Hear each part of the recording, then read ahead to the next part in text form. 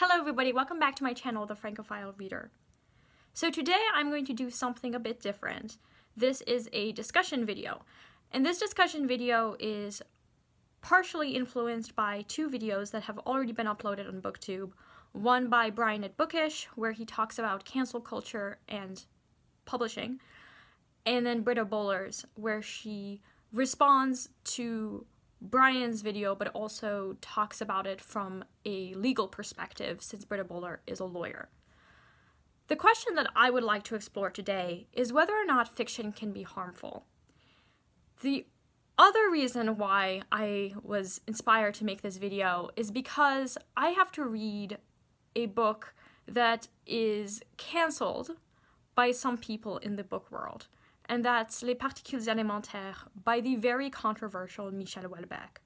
So I have a qualifying exam at the end of August. If you guys don't know, I am a PhD student in French literature, and Michel Houellebecq is a provocateur. He has said things that are misogynistic, homophobic, Islamophobic. That's like one of the primary criticisms that he receives. Not only his fiction is cited as promoting these ideas, but he himself has this persona in the public arena where it appears that he agrees with these ideologies, and he has a huge fan base among the far right in France. This book is one that I have put off reading for a long time because the parts that I have read are really disgusting, both in kind of the imagery, but also in some of the comments that are made by the characters. But I also feel like this book belongs on a literature reading list, at least a French literature reading list, because of all of the controversy surrounding it, and because of the questions that it raises about the difference between an author and the authorial voice, and the narrator and the narrator's voice. And where we should draw this line is one of the big questions surrounding Michel Houellebecq and his fictions. One of my colleagues actually did his doctoral thesis on Michel Houellebecq and his works, and he is such a controversial author that I remember thinking I could never work on him because he deliberately tries to provoke. It's definitely clear that he's kind of pushing the boundaries and trying to see how far he can go in what he says, in what his characters say, in what his films say, and we will get to that question before he gets his hand slapped. So Houellebecq is a very controversial figure, and thinking about reading his book, Elementary Particles, as well as watching the videos by Britta Bowler and Brian, have prompted me to make this video. And again, the question is, can fiction be harmful? On the one hand, I can definitely see nonfiction being harmful, especially if it's a manifesto. If it's a book like Mein Kampf. Well, there, it's a manifesto. The authorial voice is equivalent to the narrator's voice, and he is proposing a particular project. Here, the extermination of the Jews. But when it comes to fiction, it's much more complicated, because the authorial voice isn't always the narrator's voice, and also, fiction isn't necessarily always trying to make a point. It's not always a thesis novel. It's not always a novel that is trying to propose a way of life. Fiction can do several things at once. In his essay, SZ, Roland Barthes distinguishes between a text that he calls lisible, I'll put it on the screen, and a text that he refers to as scriptible. So a lisible text is readerly, and a scriptible text is writerly. A readerly text is one where the reader is a consumer, whereas a writerly text asks the reader to remove themselves from their position of being a consumer and to consider the text from a writerly perspective. So this would mean paying attention to different voices, different writing styles, character voices, narrator's voice, It is a text that invites engagement from the reader, where the reader is not just the consumer of a story, but is actually an actor in the story. Now, it's not clear where some of the books that have been criticized in recent years on BookTube would fall. I suspect that many of them are books that are lisible or readerly. But even books that are writerly, it's always this kind of utopic goal, at least for Roland Barthes, because no book is perfectly writerly. It's just a way of thinking about the reader and the reader's posture toward the book that they are reading. What I think Roland Barthes' essay really does is bring to the fore the idea that fiction doesn't always just have one reading. It doesn't always just have one message. Some books can have multiple, even conflicting readings. Sometimes the controversy over fiction is a controversy over the ways that we read a book. And I think that this kind of controversy is very valuable.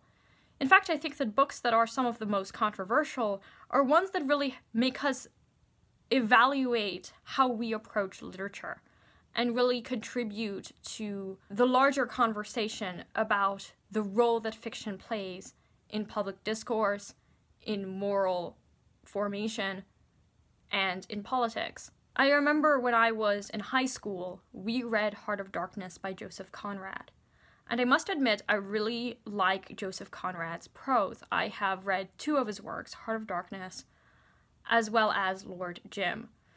And after we read Heart of Darkness, we read Chinua Achebe's critique of Joseph Conrad's work, where he argued that the book is racist, and that it should, therefore, be removed from school reading lists. I was struck by that proposition, because removing books from school reading lists is actually what constitutes a banned book. So if you look at the list of banned books, say in the 20th century, these aren't books that are banned from publication, although we're going to get to that in a second. These are often books that are banned on the local level. They are banned by parents, by school boards. They're not banned nationally. The author isn't thrown in prison, okay? So I thought it was really interesting that Chinua Achebe is essentially arguing that Heart of Darkness should be banned. What I like about my school is that we did read Heart of Darkness, and then we read Chinua Achebe's essay. I have read Chinua Achebe's novel, Things Fall Apart. And then we were asked to engage with that essay and to consider his critiques and then respond to the question, should this book be taught in school? And what I really liked is that instead of just jumping on board and saying, yes, this book needs to be banned because it has racist representation, which in some ways is undeniable, just in the depiction of the Africans. The question of whether this book is harmful, that is something that we were asked to participate in exploring.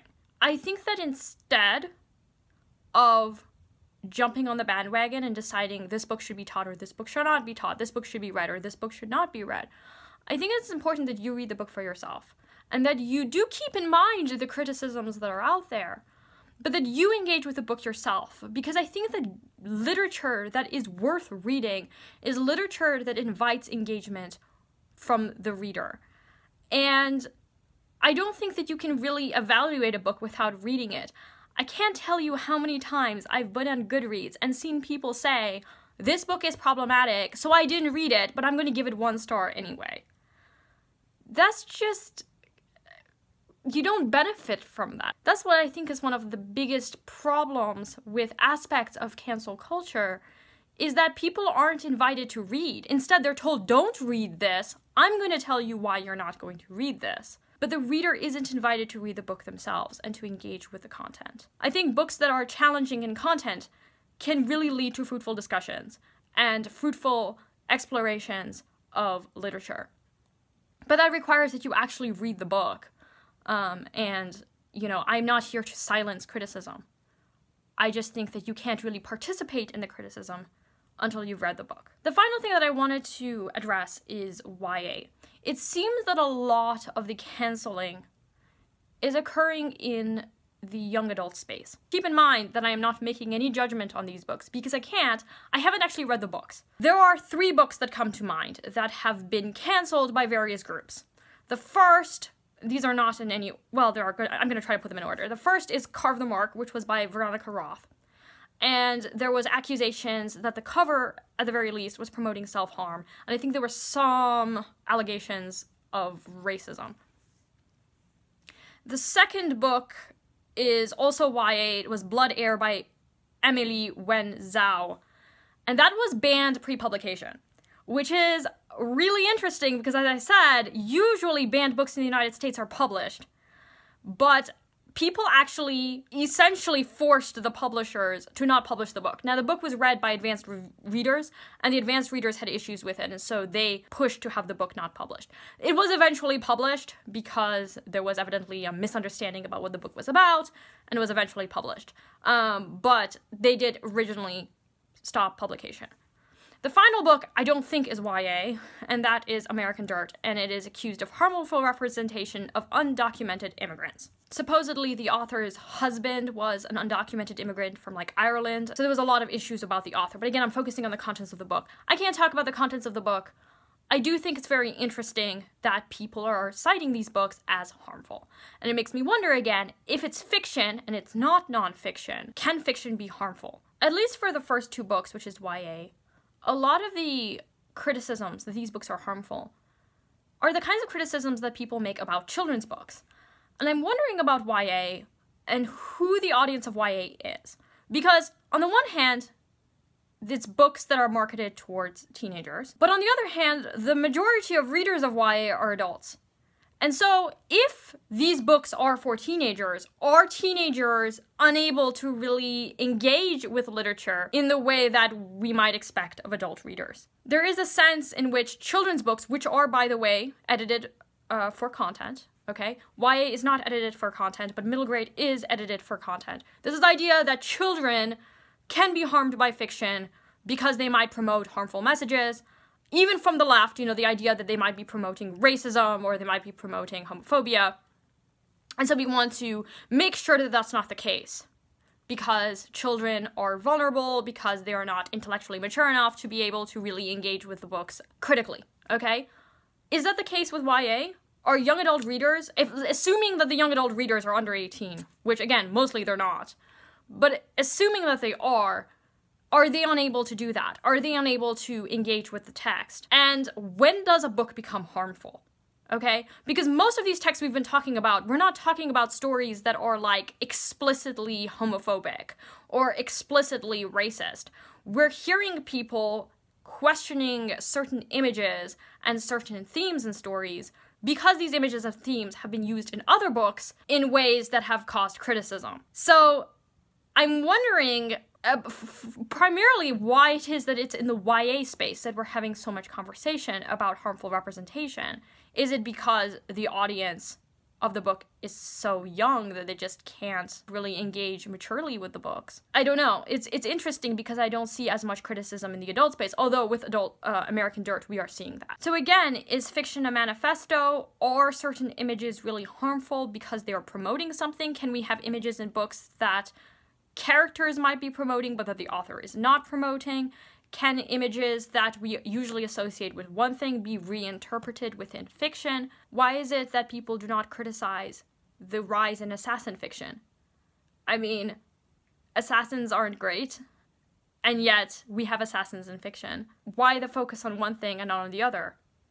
If having racism in a book is harmful, wouldn't having assassination in a book also be harmful? Or is the issue that the book is actually promoting a particular idea, and how is the book then promoting that idea? I don't really have answers, except to say that I think that people need to read the books themselves, that you keep in mind the criticism that people are making, and that all of these controversies encourage people to be better readers, and to ultimately explore fiction, the limits of fiction, the potential of fiction. I worry at times that young adult literature has this idea that fiction is supposed to be a manifesto.